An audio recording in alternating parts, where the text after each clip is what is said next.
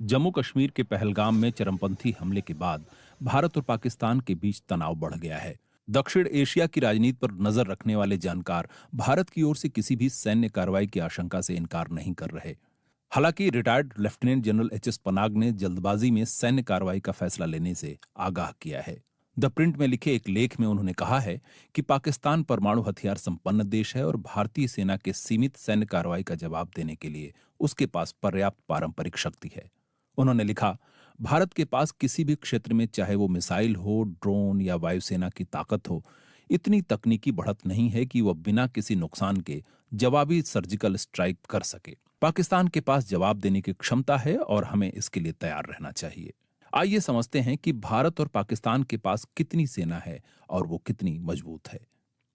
भारतीय सेना की ताकत। ग्लोबल फायर पावर के मुताबिक 2025 में मिलिट्री स्ट्रेंथ रैंकिंग में भारत और पाकिस्तान के बीच 8 पायदान का फासला है। साल 2025 में वैश्विक सैन्य ताकत के मामले में 145 देशों में भारत की रैंकिंग चौथी है, जबकि पाकिस्तान 12वें रैंक पर है। भारतीय सेना के पास करीब 22 लाख आर्मी जवान हैं, 4,201 टैंक, करीब 1.5 लाख बख्तरबंद वाहन, 100 सेल्फ प्रोपेल्ड आर्टिलरी, 3,975 खींच कर ले जाने वाली आर्टिलरी और इसके अलावा 264 मल्टी बैरल रॉकेट आर्टिलरी है। भारतीय एयरफोर्स के पास 3,10,000 वायु सैनिक हैं और कुल 2,229 विमान हैं, जिनमें 513 लड़ाकू विमान हैं और 217 ट्रांसपोर्ट विमान हैं। कुल विमानों में 130 हमला करने वाले हैं यानी अटैक फाइटर हैं, 351 ट्रेनर हैं और 6 टैंकर फ्लीट के विमान हैं। भारतीय सेना के तीनों अंगों के पास कुल हेलीकॉप्टरों की संख्या 899 है, जिसमें 80 अटैक हेलीकॉप्टर हैं। भारतीय नेवी के पास 1,42,000 नौसैनिक हैं।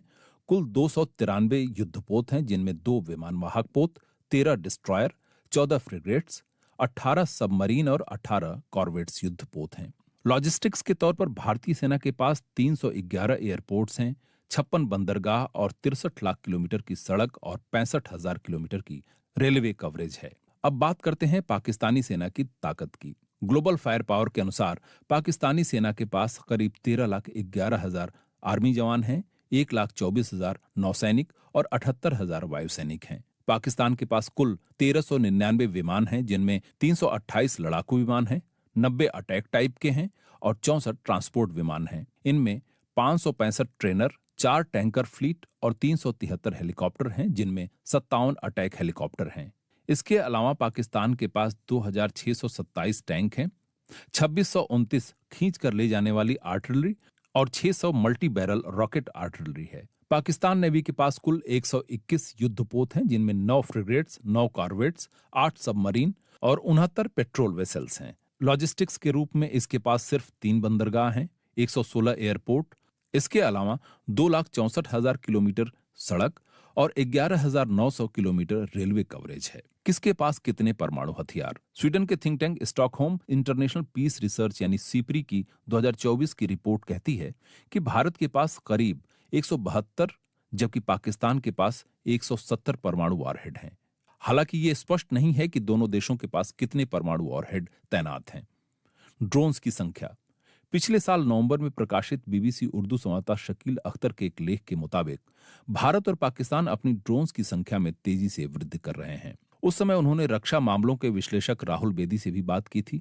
बेदी के अनुसार भारत के पास 2 से 4 सालों में लगभग 5,000 ड्रोन्स होंगे।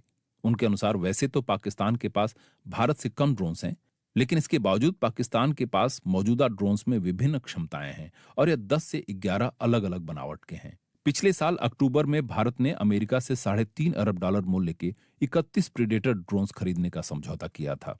प्रीडेटर ड्रोन्स दुनिया के सबसे कामयाब और खतरनाक ड्रोन माने जाते हैं। इनके साथ $50 करोड़ के उन ड्रोन्स के जरिए लक्ष्य को तबाह करने में इस्तेमाल होने वाले बम और लेजर गाइडेड मिसाइलें भी खरीदी जाएंगी। राहुल बेदी के अनुसार पाकिस्तान तुर्की और चीन से ड्रोन्स आयात करता है, हालांकि उसने जर्मनी और इटली से भी ड्रोन्स खरीदे हैं।